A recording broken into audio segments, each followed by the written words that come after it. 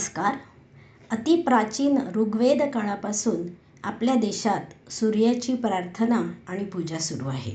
सूर्यनमस्कार ही सूर्यनारायणाची पूजाच आहे.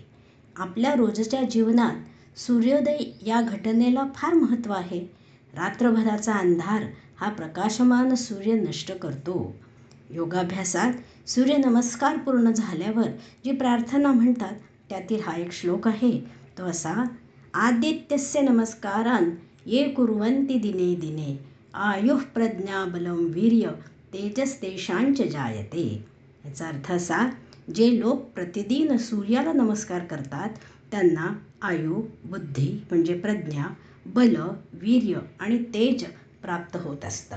म्हणजेच स्वास्थ्य मिळतं, दीर्घायुष्य मिळतं आणि समृद्धीही प्राप्त होते. शरीर माध्यम खलु धर्म साधननुसार शरीर सबल आणि आरोग्ययुक्त असणे अतिशय आवश्यक आहे.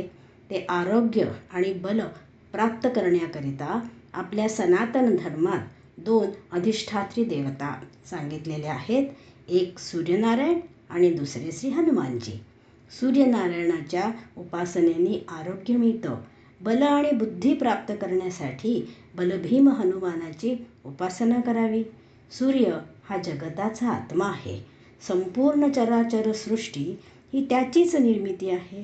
सूर्यनमस्काराद्वारे आम्ही शरीरात सौरशक्ती धारण करतो.